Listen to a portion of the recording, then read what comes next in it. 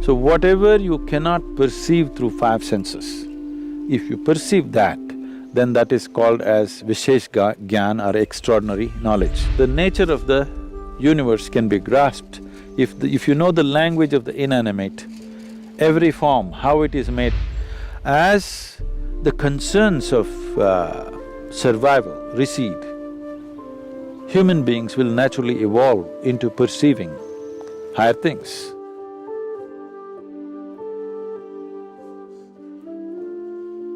In the yogic system, we look at the human mechanism like this.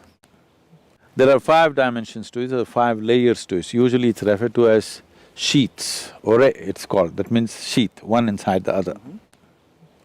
One is the physical body, which is referred to as the food body, because this is essentially a heap of food that we have gathered over a period of time. The next is known as the mental body, because we ascribe intelligence to every cell in the body. There is more memory and intelligence in each molecule of DNA than you can decipher through your brain. That much of intelligence and memory is sitting right here. The third layer is called as the energy body. There are three fundamental aspects to it, but it's the first two which normally are experienced by most people, the right and the left, which has 36,000 on the right and 36,000 on the left, pathways or channels, which are described as nadis, which meet in 114 different major points, and these points are seen as possibilities. So, mysticism identifies these 114, the geography, the energy geography of the body, and how you could exploit this to transcend the limitations of the human mechanism. Now, the fourth layer is called as Vijnanamaya Kosha. What the word Vijnana means is, it is coming from two different words, Vishesh Gyan. Gyan means knowing or knowledge. Vishesh means an extraordinary way of knowing. So whatever you cannot perceive through five senses, if you perceive that, then that is called as Vishesh Gyan or extraordinary knowledge. So, we are talking about a transitory dimension which is transiting from physical to non-physical. So, the fifth dimension, this is in whatever in the New Age language in America, they're saying this is etheric body. It's not an appropriate description, it is a transitory state where physical is fading out into non-physical nature. The fifth dimension is referred to as Anandamaya Kosha, which literally translates as bliss body. This does not mean there's a bubble of bliss or something inside.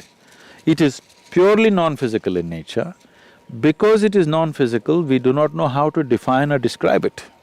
There is no definition to it, there is no description to it. We're only talking about it from our experience. Whenever we touch it, we feel blissed out. So like children, we're calling it bliss body, because we do not know what is the nature of what it is, and it is not physical in nature, so we cannot put it into definition of words or descriptions or whatever. Now to enter into this dimension is the whole process of mysticism, because this non-physical nature is further classified in terms of our experience, how profoundly you involve in it. They talk like this. You can be in a fine spray of shower from this non-physical and how you will be. Or you can be drenched with it and how you will be. Or you can soak yourself in it and how you will be. Like this it is described. In this context, it's a… here I have to surrender my logic a little bit because that's how far my logic will go.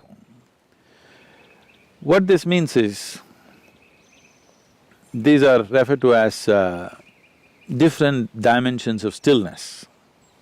How can stillness be of different dimensions? For example, in our experience, if you're… normally a human being is breathing somewhere 12 to 15 times per minute. Breath is very directly connected to how the mental fluctuations happen. I don't know if science has explored this, but in our experience it's very much there. Suppose naturally, not by effort, By doing the right kind of things with your system, naturally if your breath drops below 11, then you begin to understand various reverberations that are happening around you in terms of all the subsonic sounds in which the animals are communicating becomes very obvious to you. If your breath drops below 9, naturally, without controlling it, then what the plants are exuding, the plant life, what it is doing, becomes very obvious to you. If your breath drops below 6, then what the inanimate things, how they're reverberating, this is known as rithambara pragna. That means the reverberations of every form and the sounds attached to it become very clear to you. Or in other words, the nature of the universe can be grasped. If you know the language of the inanimate, every form, how it is made, what is its nature, what it is right now and what it will evolve into, or what it was yesterday and what it is evolved into, all this is becoming apparent to you. As the concerns of survival recede, human beings will naturally evolve into perceiving higher things. But the important thing is the level of static, because breath is a survival process. If you sit still, it goes down. The more still your body becomes, the less you breathe. If you bring your whole system to a certain level of stillness, not being in a hyperventilated state, then your perception goes on increasing. So as the stillness deepens, these are referred to as, traditionally there are various ways in which it is presented. It is usually called as it's called Rudra, Hara and Sadashiva. One is still, but he's vibrant, he's roaring. Another is still, but he's in activity still. Another is absolutely still. Now always that which is absolutely still is referred to be as the ultimate intelligence. Everything else, in its anxiety to be active, it is sacrificing its intelligence at a certain level to be in a state of action. But that which is absolutely still is considered the highest intelligence.